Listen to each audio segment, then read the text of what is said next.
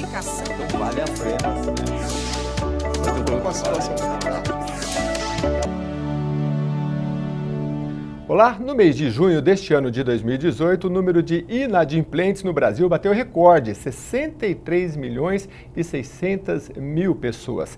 Será que mesmo endividado é possível negociar, fazer um planejamento para tocar a vida financeira com mais equilíbrio? Dr. Rafael Pitanga, defensor público que participou de um mutirão sobre renegociação de dívidas aqui na Assembleia, vai nos ajudar com este tema no programa Em Discussão, juntamente com o Dr. Luiz Fernando Miranda. Ele é coordenador do Núcleo de Defesa do Consumidor da Defensoria Pública do Estado de São Paulo, e também a Ione Amorim. A Ione é economista do IDEC, o Instituto de Defesa do Consumidor. Estamos aqui com um grande time. Muito obrigado pela presença de todos vocês. Obrigado. Falar sobre dívida realmente atinge, eu tenho outros números aqui, doutor Rafael, que aproximadamente 4 em cada 10 adultos brasileiros estão inadimplentes. É um número realmente muito alto, né?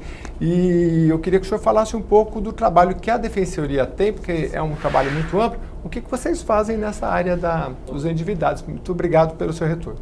Obrigado, Jeremias. Cumprimentar aqui o Luiz, cumprimentá-la. Ficou aqui muito honrado de estar e de aprender com eles. De fato, esse número é muito alarmante e os números da crise impactam diretamente o atendimento da Defensoria Pública, que passou a ser procurada ainda mais pela população que entrou na faixa de hipossuficiência que está dentro do nosso atendimento. Essa atividade que a gente realizou aqui na Assembleia, um mutirão então voltado a tirar dúvidas dos consumidores, é uma atividade que se insere no trabalho do Núcleo de Defesa do Consumidor da Defensoria Pública, coordenado pelo Luiz, pela Estela, e que fez, além desse atendimento aqui na Assembleia, outros atendimentos no nosso prédio, no primeiro atendimento da Defensoria Pública, e além disso faz vários materiais, cartilhas e atividades de educação em direitos voltadas então a informar a população sobre como evitar, né, de entrar nesse alarmante número de pessoas endividadas, ou para quem já está nessa triste situação, pensar em mecanismos para poder deixar. Dr. Rafael Pitanga, ele está todos os dias aqui na Assembleia Legislativa, no núcleo, no posto que é da Defensoria aqui no Parlamento Paulista, aqui em frente ao Ibirapuera, e presta esse serviço, dentre outros, da Defensoria Pública. Agora, doutor Luiz, Núcleo de Defesa do Consumidor, né? É interessante isso, porque existe há quanto tempo dentro da Defensoria? Correto. Obrigado pela vinda. Jeremias, agradecer o convite, né? Também cumprimentar a Ione, o Rafael, né? A Ione é uma grande parceira também. Basicamente o IDEC, né? Tem um trabalho muito importante nessa área. Especificamente na Defensoria Pública, o Núcleo de Defesa do Consumidor ele foi criado em 2009. Ele não existia desde o começo, ele foi uma demanda da sociedade civil, através das conferências que a gente faz ao longo do Estado a cada 2 anos, e a população pediu que fosse criado um núcleo específico para a defesa do consumidor na Defensoria Pública. Então ele existe desde 2009. A Defensoria ela atende a que faixa da população em relação aos recursos, salário, enfim? Ela atende a população que tem renda familiar até 3 salários mínimos, isso como regra básica. Algumas situações fazem com que esse limite vá até 4 salários mínimos, mas basicamente a gente atende a população que tem renda familiar até 3 salários mínimos. Ou seja, tem a esposa, o marido, tem 3 filhos, ou 2, ou 5. O importante é que, juntando tudo, não ultrapasse aí 3 salários mínimos. Essa é a faixa... Correto, essa é a faixa da população atendida pela Defensoria. E é também a faixa, doutor, que está mais endividada? É uma faixa que, pela crise que a gente passa, né, no país, crise econômica, que ela está sendo afetada muito pelo endividamento. Né? Então, volta e meia na Defensoria, atendemos pessoas que perderam emprego, tiveram uma redução de renda e que se viram na situação de inadimplentes, de não conseguir honrar aquelas dívidas que foram contraídas. Muita gente, 63 milhões, Ione, é muito... Olha, eu estava vendo os números aqui, é praticamente a população da Itália, né? É um universo muito grande de pessoas e acho que na maioria das vezes quer ter o seu nome em dia, né?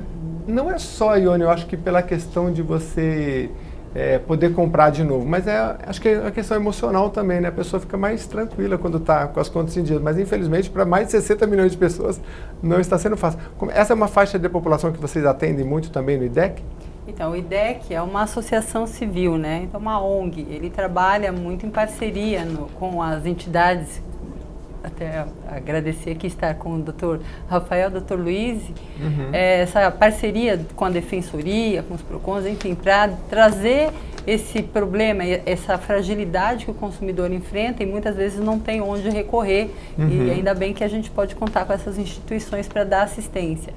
O IDEC, por ser uma ONG, ele não tem poder fiscalizatório, ele tem uma atividade extremamente independente de governos, partidos políticos, e é mantido por consumidores. Então, nossa atividade acolhe esses associados também nesse histórico de superendividamento, e em muitos casos são pessoas que não necessariamente passam por essa restrição de renda, né? Não é uma população de baixa renda. Nós, inclusive, fizemos um documentário com um professor universitário que tem um endividamento que supera 120% da renda mensal dele com operações de crédito. Então, assim, eu estou há 10 anos no IDEC à frente dessa pauta. O superendividamento, ele não é só um resultado desse processo mais recente que a gente está passando no país, de crise pelo desemprego e queda de renda, mas vem muito pela falta de educação financeira.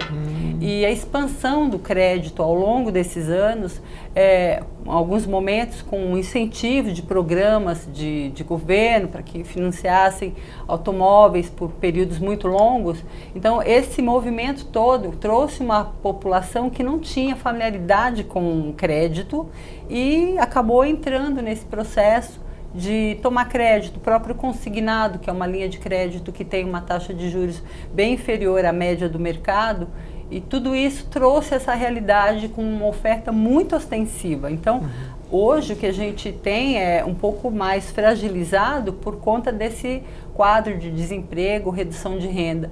Mas a questão do superendividamento, ela é crônica no país. Quando a gente fala 60 milhões, se a gente pegar a população economicamente ativa, a gente está falando da metade da população do país passa por um problema de descontrole de dívidas, seja ela só dívidas financeiras ou com os prestadores de serviço, porque tudo isso está encadeado nessa questão que é a ausência de educação financeira. O IDEC tem educação financeira para os seus associados ou não, enfim? Então, o IDEC oferece palestras, oficinas, desenvolvemos esse trabalho em parceria com algumas universidades, a Federal do ABC. Então, a gente tenta levar essa informação, tem um conteúdo disponível na página do IDEC, cartilhas, também assim como a Defensoria, para trazer esse tema para que o consumidor se familiarize sobre os riscos que o crédito pode oferecer. E, atrelado a isso, a gente faz um questionamento também bastante intensivo junto aos bancos, justamente para oferecer o crédito de forma mais responsável, né? A gente precisa de uma política de crédito mais responsável.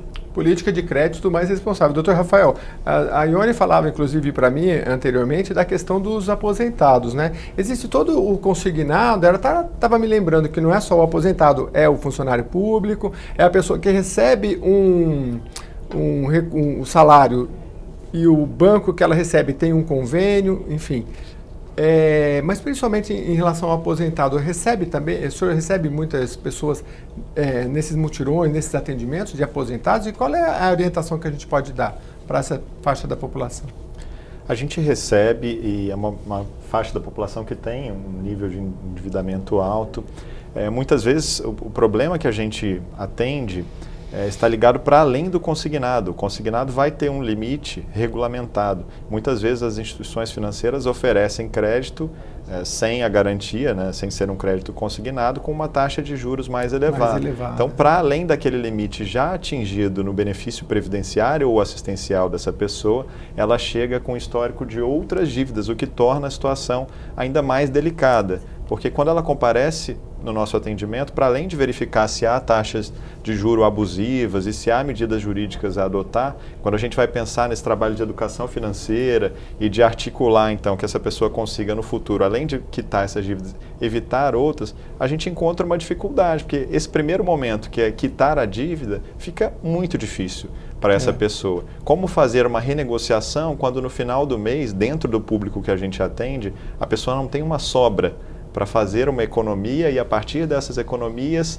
quitar os empréstimos atuais e ter uma garantia para o futuro. E aí então, não há o que fazer senão esperar um pouco até que a situação melhore, né? No caso da pessoa que já não tem mais nenhum tipo de recurso, né? E a gente vê os idosos, né, nessa faixa de população dos aposentados continuando a exercer atividades econômicas para fazer frente muitas vezes ao cuidado de toda a família, né? A gente vê muitos idosos responsáveis aí pelas entidades familiares, pelas casas. Então, de fato, é um trabalho bastante desafiador e, como a Ione colocou, ligado muito a uma atividade de educação em direitos, de educação financeira.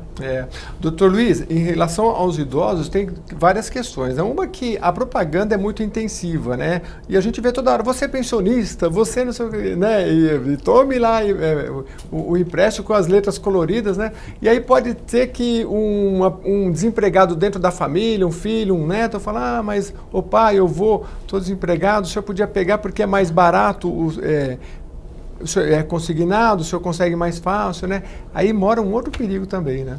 Mora um perigo muito grande. O seu comentário é importante porque ele aborda vários aspectos do endividamento da pessoa idosa. Hoje, como a Ione falou, há uma oferta de crédito muito grande no mercado.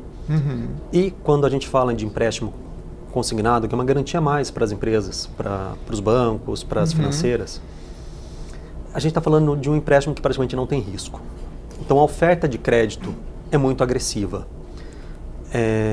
Não são raros os relatos que eu tenho na Defensoria Pública de pessoas que fizeram um empréstimo para pagar em até 72 vezes, que é o limite máximo do empréstimo pelo INSS.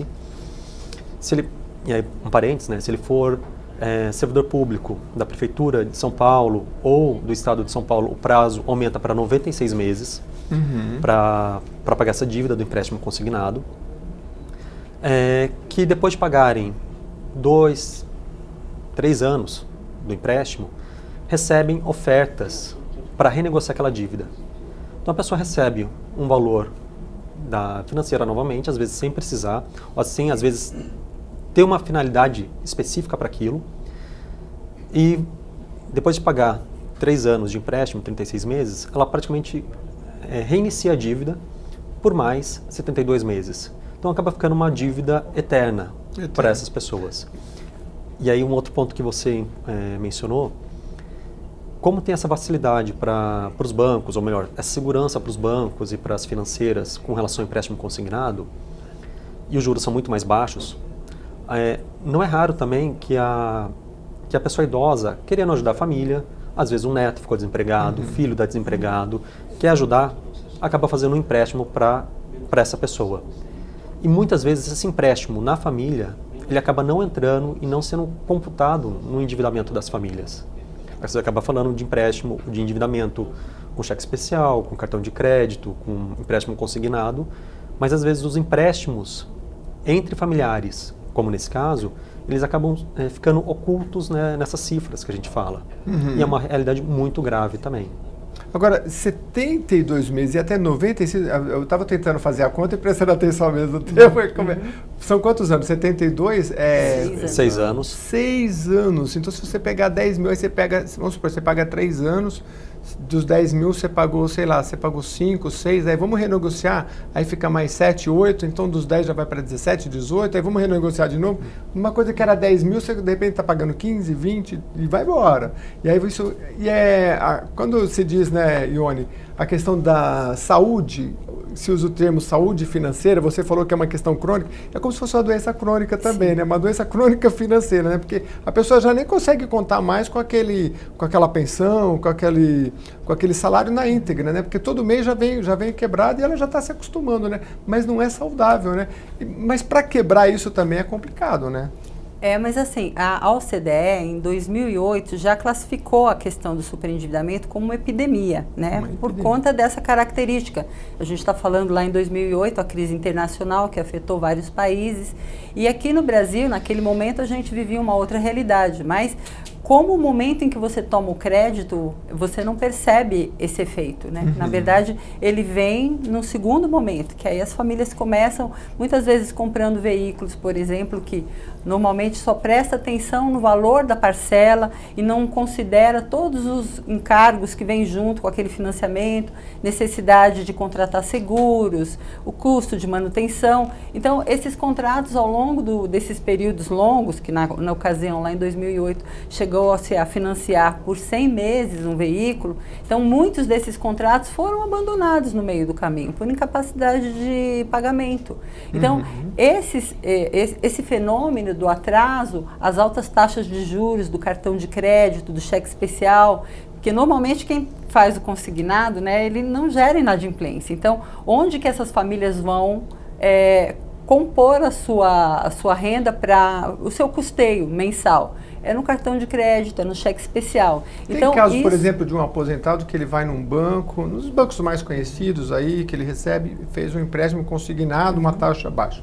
Só que aí ele falou, não, preciso de mais. Aí ele pode recorrer, não sei como chama, essas que nas ruas tem as plaquinhas. As financeiras. As financeiras, né? Aí as financeiras, geralmente, elas são financeiras muitas vezes especificamente para isso, voltado.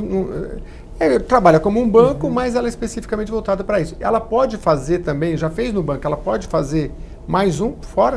Então, elas fazem. Na verdade, assim, nós temos alguns grupos hoje, né, com essa configuração do sistema bancário.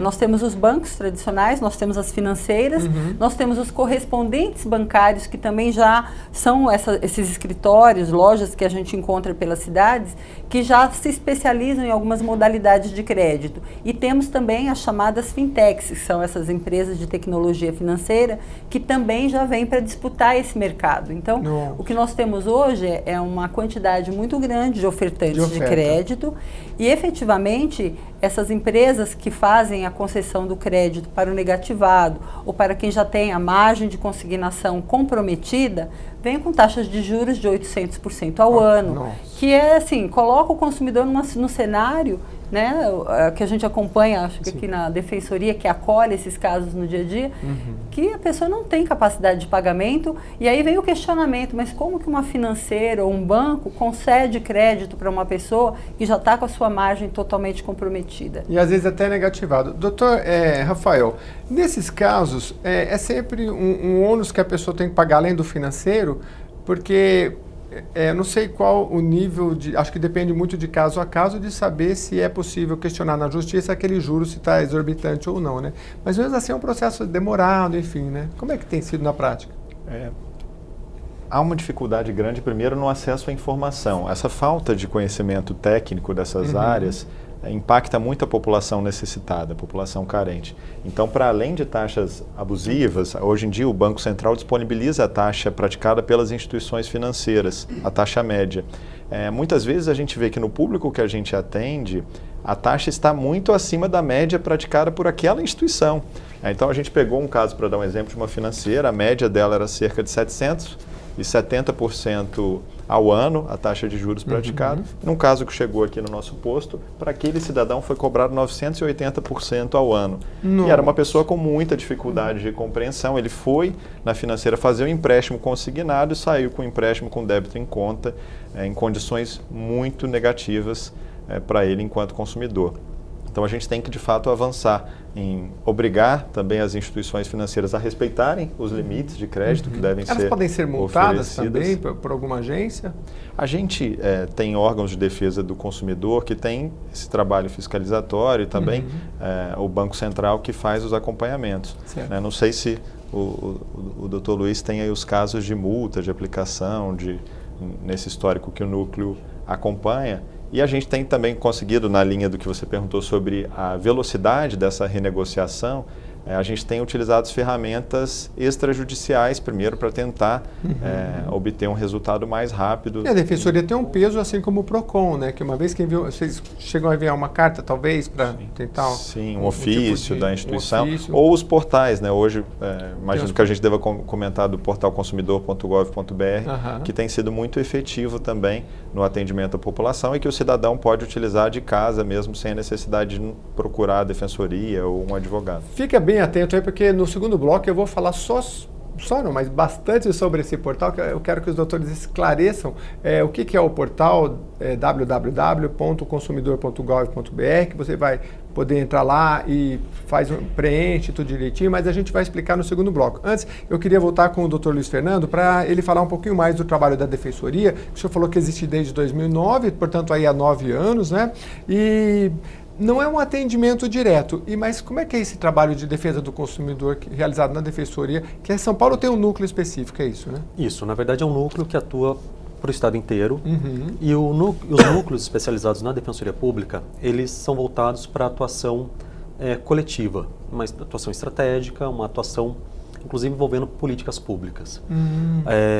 O consumidor, quando ele entende que houve um contrato com juros abusivos, né, e que eu acho que isso é importante também deixar claro, como a Ione mencionou, a taxa de juros no Brasil é muito alta. Então, não necessariamente porque a pessoa não consegue pagar a parcela, aquela parcela foi formada por juros abusivos, são questões diferentes. A gente tem que verificar se não houve uma... Já é alta, né? É alta, né, por si só. Então, para que a gente possa procurar o judiciário para tentar reverter aquele caso, ou tentar adequar a realidade, é necessário verificar se aquela taxa ela é muito acima da média de mercado. Então, nesses casos, a pessoa pode procurar a Defensoria Pública, ela vai ser atendida, a gente vai verificar se houve ou não, né, um caso de juros abusivos, e se for o caso, a gente vai entrar com ação, propor uma ação para tentar rever... Eu imagino que vocês trabalham talvez com pesquisas também, né? Qual é que... Nesse universo de endividados, a gente sempre fala na pessoa que tem o cartão de crédito, mas enfim, tem pessoas também endividadas muitas vezes não conseguem pagar suas casas, seus carros. O senhor tem mais ou menos em mente o que é mais comum? Então, o que nós acabamos recebendo bastante na Defensoria Pública aqui em São Paulo, porque eu acho que isso talvez mude um pouco de município para município. Então, eu posso falar da minha experiência na capital. Sim. Tem muita demanda para renegociação, revisão do valor de parcelas de imóveis, por exemplo, da Coab, CDHU, o programa Minha Casa Minha Vida. Nesse praticamente a gente acaba não atendendo tanto, mas a gente acaba tendo demandas envolvendo imóveis. E o que a gente acaba recebendo bastante são dívidas de empréstimos pessoais, principalmente quando você tem a autorização de desconto em conta, que é diferente do empréstimo consignado. Né?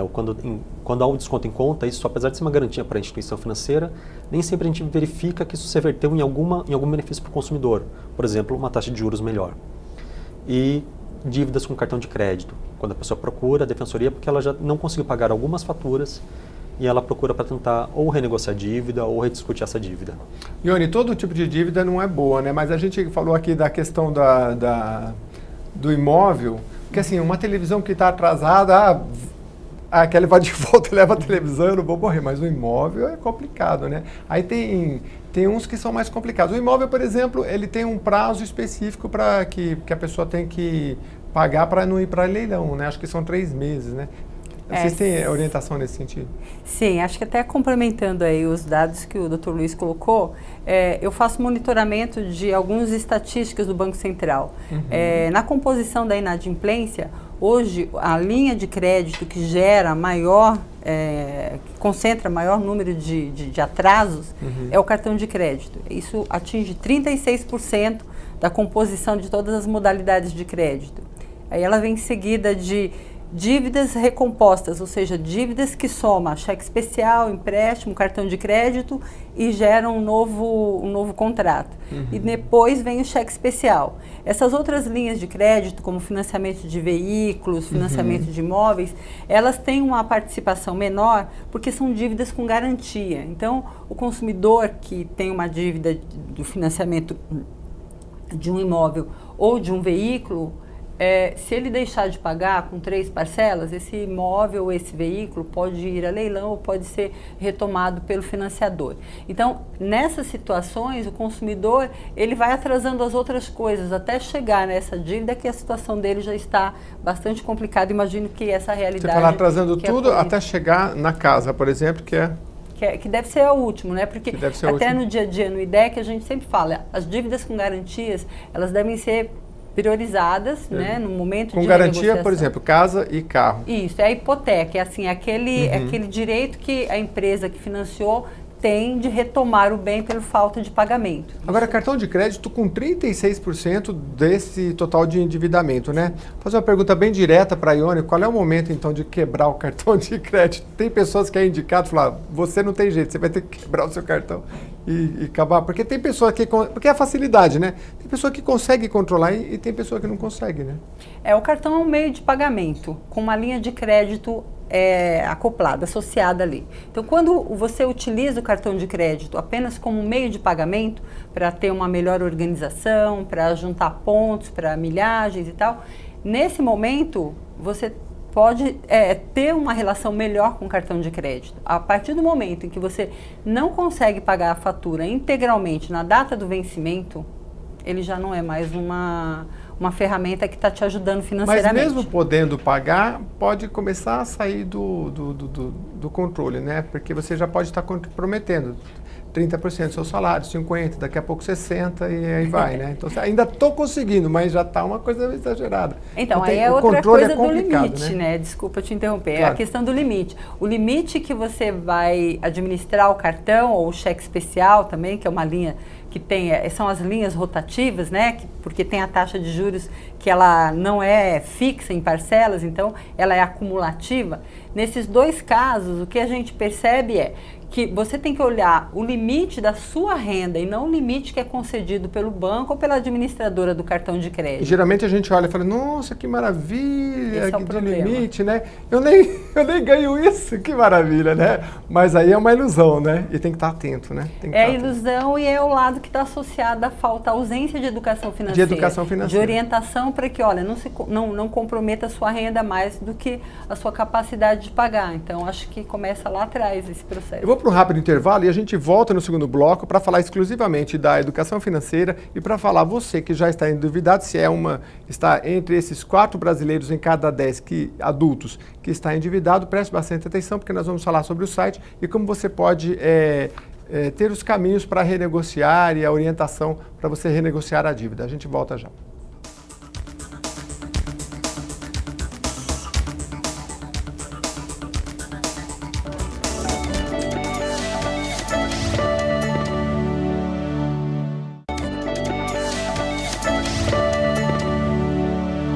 O programa em discussão está falando sobre endividados e superendividados e nós vamos agora voltar, antes mostrando uma matéria feita para o Jornal da Assembleia de um trabalho feito pela Defensoria em parceria aí com o Procon de São Paulo e foi realizado aqui na Assembleia. Vamos acompanhar.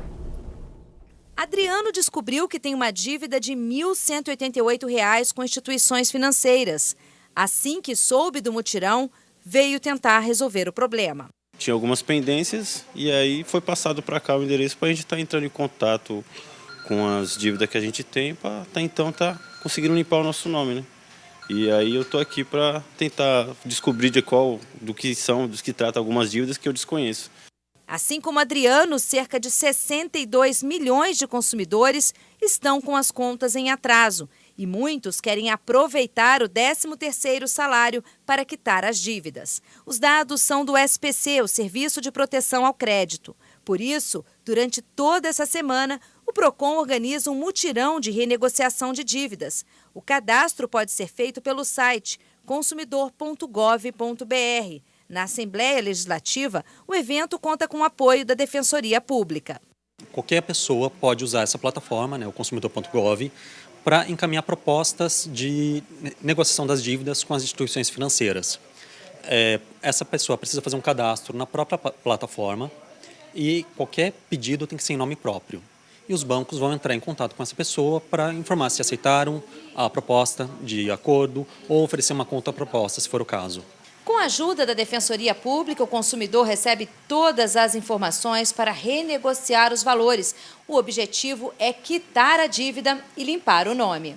Nesse momento que as pessoas estão recebendo seu 13º salário e com isso elas têm condições de quitar dívidas antigas e até de pensar, de refletir melhor antes de fazer novas dívidas. Então acho que a gente também consegue marcar um momento positivo e trazer informações sobre empréstimos, sobre renegociações, algo que vai permitir a pessoa ter uma educação financeira melhor para o futuro e para evitar novos inadimplementos.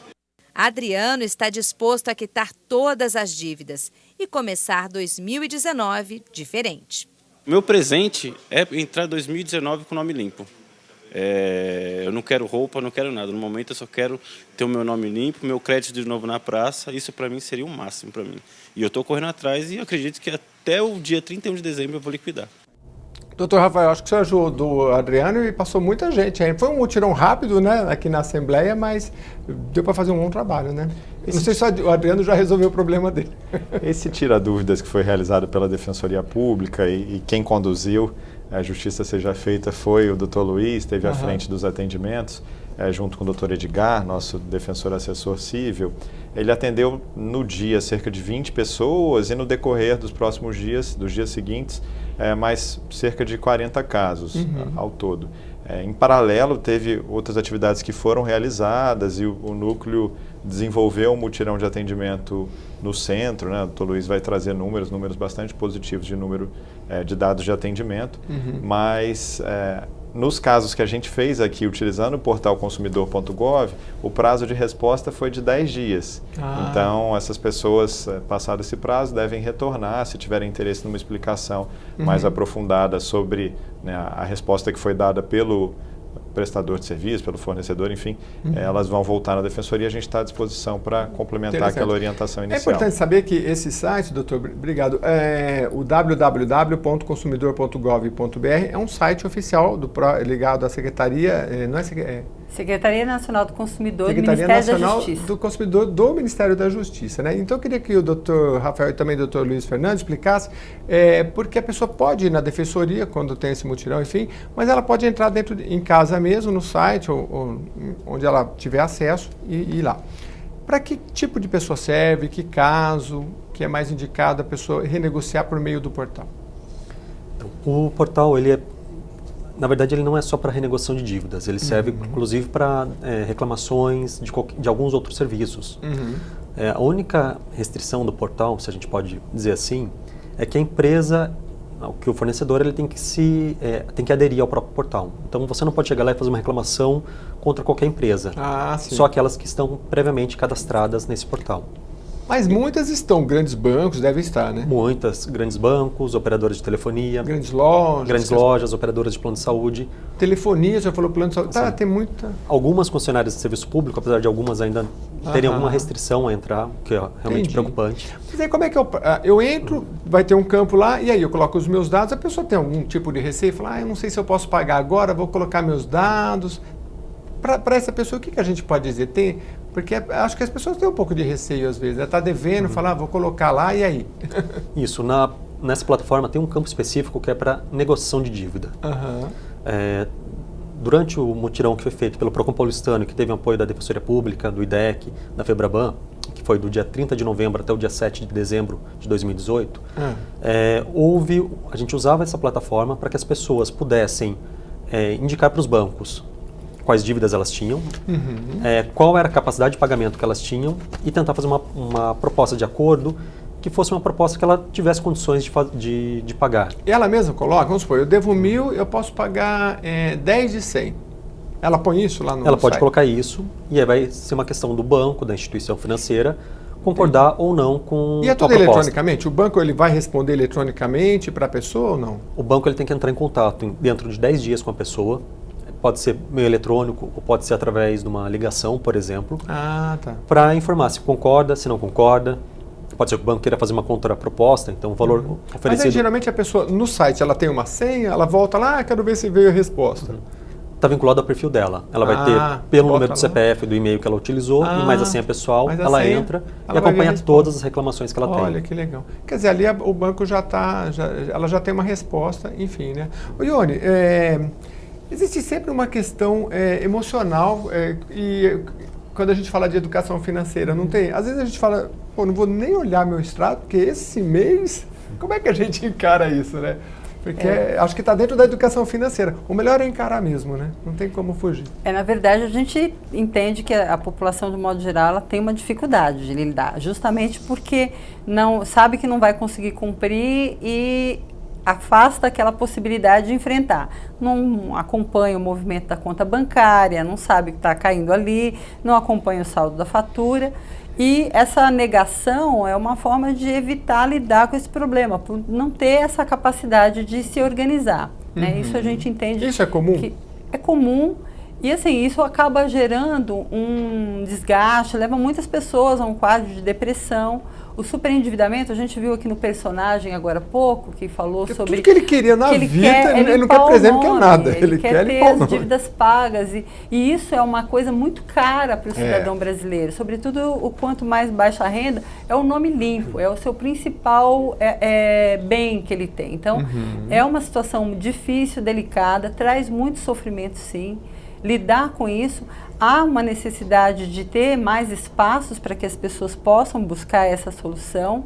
Nós identificamos que, tirando a Defensoria e o PROCON, aqueles que têm núcleo para fazer esse acolhimento, o consumidor, de modo geral, ele tem dificuldade de acesso a empresas que vão fazer essa intermediação. Daí a importância do consumidor.gov, porque ele pode mandar isso diretamente ao banco. Nós identificamos por muito tempo que os bancos não abriam o diálogo com o consumidor que não estava com uma dívida em atraso. Isso é um problema muito sério. Então, o consumidor muitas vezes já está sentindo que não vai conseguir pagar aquela dívida, procura o banco ou a financeira para renegociar e não tinha uma resposta, uma abertura para fazer essa operação. É o que eu falei no outro programa aqui. Às vezes a pessoa está devendo, ela tem, todo mês ela paga R$600 do carnê lá do carro dela. Aí esse mês ela tem 580. Se ela chegar lá no caixa, faltando R$20, o banco não vai receber, não tem diálogo, você não vai conversar com o gerente, você vai falar, você vai voltar para cá, só que o que vai acontecer? Aqueles 580, provavelmente ele vai evaporar para algum outro lugar, e aí a pessoa não vai ter, e aí ela começa. Se houvesse um tipo de negociação, isso está acontecendo ou ainda é difícil? Está acontecendo ainda muito timidamente. A gente percebe que mais pelo apoio das entidades, como a Defensoria, mas assim, o consumidor que não se enquadra, por exemplo, no perfil, ele já não consegue. Ele vai, no máximo, procurar um advogado, escritório. Nós, no IDEC, fazemos acolhimento daqueles que são associados para fazer essa orientação. E nós temos tido êxito através da plataforma consumidor.gov. Mais recentemente, nós acolhemos um professor universitário. Ele foi, até o caso dele, nós convertemos num documentário, que se chama No Caminho do Superendividamento. Ele tem um quadro de endividamento de mais de R$600 mil, que foi acumulado no período de 3 anos. Os bancos foram concedendo crédito sistematicamente e chegou um momento que ele devia 120% da renda dele mensal com parcelas de crédito. Então é uma situação assim que nos trouxe muita indignação. Como que alguém concede crédito para alguém que já não tem mais capacidade de pagamento? E foi em apenas 4 bancos que essas operações foram contraídas. E nós fizemos todo um trabalho de chamar todos os bancos para tentar chegar num acordo. Então, é muito difícil. E esse caso todo nos traz muita assim, informação sobre a dificuldade que o consumidor ainda encontra para conseguir o diálogo com as instituições. Então, é muito delicada a situação, traz muito transtorno, saúde psicológica totalmente comprometida. Agora, então, para quem já está nessa situação, eu queria, o programa temos aí 10 minutos, mas eu queria que a gente fechasse em tratar de quem já está nessa situação, quais são os caminhos, nós temos aí o site, depois a gente fala um pouquinho também da educação financeira também, que é importante acho que até para quem já está numa situação é bom começar a se controlar, né? Pelo menos que a gente dá algumas bases aqui, começar com o Dr. Rafael, eu sei que vocês são da área jurídica, né? E que ajuda muita gente nesse aspecto, mas acaba entrando aí um pouco o aspecto financeiro, né, doutor? Então, assim, para a pessoa que já está endividada ou super endividada, quais as orientações básicas e gerais? Primeiro, até aproveitando o gancho do tema da educação financeira, a gente está discutindo com o Instituto do Legislativo Paulista de trazer para cá um evento para tratar do tema. E aí, como você colocou, não só da perspectiva jurídica, né, do olhar dos defensores, mas ouvir essas falas qualificadas como são as da Ione aqui, para então trazer o tema para a Assembleia, a nossa Escola da Defensoria, o Instituto do Legislativo, que realizaram um primeiro evento recentemente e que pretendem continuar desenvolvendo esse tipo de atividade tão potencial para a população. Que bom. A gente está à disposição para auxiliar o núcleo, assim como o IDEC, né, tem materiais disponíveis para que as pessoas possam se informar sobre como estabelecer essas relações de consumo numa sociedade que é cada vez marcada mais por essas relações, né, pela necessidade de consumo, pelo desejo de ter. E a gente está à disposição no nosso atendimento, seja na Assembleia, nas unidades diversas que a gente tem na capital e no interior do estado, também para que diretamente as pessoas necessitadas, as pessoas carentes possam se valer das orientações e tirar eventuais dúvidas. A gente vê muito, doutor Rafael, falando sobre trocar a dívida mais cara por uma mais barata, né, doutor Luiz Fernando? Mas muitas vezes a pessoa já nem está mais nessa condição, né, de poder trocar a dívida do cartão de crédito, que o juro é muito alto, por um empréstimo pessoal, porque aí ela já não tem crédito na praça, né? E eu acho que esse é um pouco do público da Defensoria, né? Mas que bom que vocês têm trabalhado num âmbito de pesquisa e de enfrentamento coletivo, né? Queria que o senhor falasse mais de o que vocês têm enfrentado e quais resultados têm conseguido.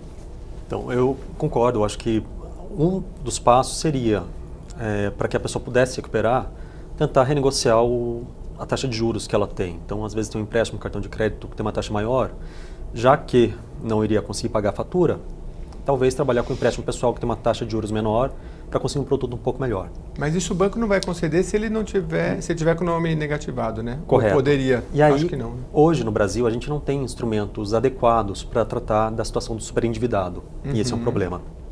Uma empresa, quando ela não tem condições de pagar os credores, ela pode fazer uma recuperação judicial, que a ideia é que a empresa continue gerando empregos, que ela continue produzindo riquezas para a nação. Sim, sim. Hoje a gente não tem um instrumento próximo a isso para tratar das pessoas que estão numa situação de superendividamento. No Congresso Nacional tem um projeto de lei, o 3515 de 2015, que trata especificamente da situação do superendividado. Sim. E que ele traria mecanismos muito importantes para que fosse permitida uma renegociação com todos os credores da pessoa. Que ela pudesse trazer numa mesa todas as pessoas para quem ela deve, pensar em saídas e saídas que não prejudicassem a própria subsistência dessa pessoa. Como o Rafael mencionou no mutirão que foi feito, né, no começo de dezembro, muitas vezes a minha orientação era para as pessoas não fazerem propostas de acordo. Por quê? Porque elas não tinham capacidade de pagamento. Elas não tinham condições de pagar uma dívida de cartão de crédito, de banco ou com uma empresa, sem colocar em risco a própria sobrevivência, sem que ela viesse perder, por exemplo, o imóvel, ainda que pagasse esse aluguel, ou ficasse sem os serviços básicos, como água e luz. Então hoje, infelizmente, a gente não tem instrumentos adequados nesse sentido. A gente depende muito da boa vontade de algumas empresas para tentar realizar essa negociação. Por exemplo, algo semelhante a isso é feito pela Fundação Procon aqui em São Paulo, através do programa deles Paz, que é um programa de apoio ao superendividado, que eles tentam fazer toda essa negociação com os credores. Mas não tem força vinculante. O credor que não quer participar, ele não é obrigado a participar. Entendi. Então, Ione, muito obrigado, doutor. Aliás, projeto de lei 35 de 2015.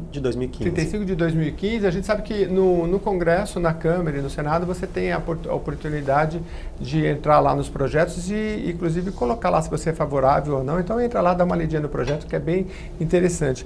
Ione, então, essa questão do superendividamento e do endividamento, né? Dentro da educação financeira, você sabe que eu já ouvi falar uma vez um educador financeiro que falou, olha, quando você aprende a guardar, o seu prazer emocional é tanto quanto vou gastar. Eu falei, será? Porque ir no shopping gastar é uma delícia, né? Muito bom, né? Mas guardar também pode dar um resguardo emocional bom para a pessoa? Falar, não, o mundo está caindo, mas eu tenho meu dinheirinho guardado? Também é importante, né? A gente tem que aprender isso, né? A educação financeira trata muito disso, né? De você um dia sair das dívidas e conseguir fazer a sua reserva, né? Esse é o grande objetivo, o sonho de todo planejador financeiro, que é, de fato, tirar essa lógica do crédito para resolver tudo. O crédito é um bom instrumento social para ajudar as pessoas a adquirir, melhorar a sua qualidade de vida em vários aspectos, mas ele precisa ser utilizado com conhecimento, com clareza sobre o seu objetivo. E trazer o consumidor. Nós temos aqui no Brasil um dos menores níveis de poupança do mundo. Então, nós nunca fomos estimulados a poupar. Então, a pessoa, quando ela vai fazer a compra de um bem, ela pensa imediatamente em financiar, né? E nunca planejar para comprar aquele bem que pode esperar. Às vezes é a troca de uma TV.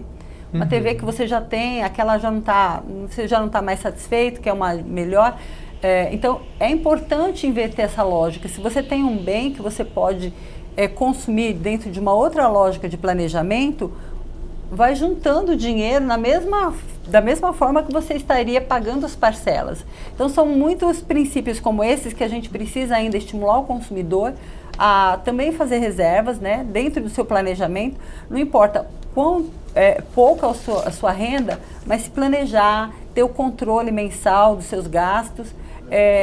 Nesse processo de endividamento que a gente fala agora, nem sempre a renegociação é a saída, porque, como eu levantei a questão do ranking do Banco Central, os contratos renegociados, eles estão em segundo lugar no ranking. Então, isso quer dizer que a qualidade desses acordos, ela nem sempre levou em consideração, que o Dr. Luiz colocou, a capacidade de renda. Muitas vezes não é aconselhável fazer esse acordo. Né? Daí vem muita questão de responsabilizar o consumidor pelo crédito. Então é importante trazer isso, e a aprovação do projeto de lei 3515 é importante, porque precisamos responsabilizar também os credores, as instituições financeiras que concedem esse crédito, para que o consumidor tenha também acesso à informação clara sobre os riscos que ele vai assumir no momento em que ele está contraindo o crédito. Exatamente. Até porque no Brasil você é privado dos bancos ou das instituições financeiras concederem dinheiro a juros. Mas muitas vezes você vai comprar produtos que são vendidos a juros e assim, você não está emprestando dinheiro, mas você está comprando um produto que é uma operação muito semelhante, né? De você comprar uma televisão, alguma coisa, e paga aquilo em juros, em muitas parcelas, e quando você vai ver no final, acho que o valor é muito além do próprio produto, né? Mas isso vale para tudo, né, Ione? Seja um carro, uma casa. A casa a gente já sabe que geralmente você paga pelo menos 3 vezes mais um financiamento aí de 20, 30 anos, que é o que é comum, né? Mas olhar os juros compostos com atenção, mesmo na renegociação, acho que é um princípio básico que não é tão difícil, né? Tá ali com a negociação, eu renegocio para você com mais 30 parcelas, tudo bem? Mas vamos fazer a continha primeiro, quanto vai dar isso, né? Lá no final, né? Mas eu acho que também olhar quanto de juros foi colocado naquela dívida. Às vezes a dívida precisa sofrer uma redução para que ela possa ser paga. Uma dívida que que cresce só à base do cheque especial ou do cartão de crédito, ela precisa ter um desconto para que esse acordo seja firmado. É só juros aquilo. Muitas vezes não tem consumo nenhum. E hoje a gente precisa entender que para a gente reativar a economia, ainda que dentro de um princípio de consumo sustentável, é importante que o consumidor tenha capacidade de pagamento e não viva num processo contínuo de transferência de renda na forma de juros para o sistema financeiro. Então, a gente precisa movimentar a economia, mas de forma saudável. Então, que o consumidor possa ter acesso aos bens, que ele possa ter acesso ao crédito, mas que não perpetue a sua renda nesses acordos permanentes. Fecha ou o banco diz, olha, você tem uma linha aqui já automática de consignado. O crédito tem que ser contraído pela necessidade, não pela disponibilidade do ofertante. Exatamente. Doutor Rafael, estamos chegando ao final. Vou deixar aí um minutinho para o senhor, um minutinho para o doutor Luiz Fernando, para a população que, principalmente a população mais carente, que tanto precisa da Defensoria Pública. Se eu deixasse as considerações finais, em especial sobre a defesa do direito do consumidor. A gente está de portas abertas, né, para o atendimento à população, para além, claro, das pessoas que nos procuram nas nossas unidades, o nosso site também, entrando no site www.defensoria.sp.def.br, há no canto esquerdo, na parte de baixo da página, o link para o Núcleo de Defesa do Consumidor, núcleo especializado, então, que produz esse material. E é bom saber que, para além do que a gente produz, a gente conta com parceiros que têm um trabalho muito significativo, como é o caso do IDEC, então a população está muito bem amparada. Espero que nossa página consiga auxiliar também nessas informações. Tem auxiliado muito. Eu acho que é muito importante, e essa é uma informação de utilidade pública das mais relevantes, porque às vezes a pessoa procura a defensoria pública porque tem um problema na área do direito de família ou de pensão, enfim, acho que é muito comum, mas não sabe que se você tem uma dívida, você pode procurar a defensoria, você pode entrar no site, mas antes pode até procurar a defensoria e obter uma orientação jurídica, se é o momento de você negociar, se não é o momento, quanto estão esses juros. Só de sentar ali, né, doutor Luiz, Fernando, e conversar um pouco, a pessoa já começa a ter uma visão diferente, né? E já encara o problema e pode ter dali para frente um equilíbrio quando ela arrumar um emprego e a situação financeira dela se estabilizar. Suas considerações finais. Na linha do Rafael e também do seu comentário, eu acho que é importante deixar claro que a Defensoria Pública ela tem como missão a assistência jurídica gratuita. A gente não está falando só de assistência judiciária, que estaria vinculada a processos, mas uma assistência envolvendo mesmo esclarecimento de direitos, de dúvidas que a pessoa tem, ela pode nos procurar. Eu acho que uma atuação importante da Defensoria Pública também ela envolve educação em direitos. Então, nesse sentido, não só de forma ativa, né, de projetos que nós tentamos desenvolver de educação em direitos, mas as pessoas que acham que é interessante uma atuação da Defensoria também, elas podem entrar em contato para a gente poder conversar e, eventualmente, poder disponibilizar, fazer essas atividades em locais mais específicos. Muito bem. Eu agradeço muito a presença de todos. Aqui na Assembleia Legislativa de São Paulo, a gente tem também a Comissão de Defesa do Direito do Consumidor. Você pode enviar seu e-mail, vir participar das comissões. É só acessar o site da Assembleia e participar ativamente com a gente. Muito obrigado pela presença de todos vocês. Falamos hoje sobre endividamento e superendividamento. Esse foi o tema do programa em discussão. Obrigado pela sua audiência e até o próximo programa.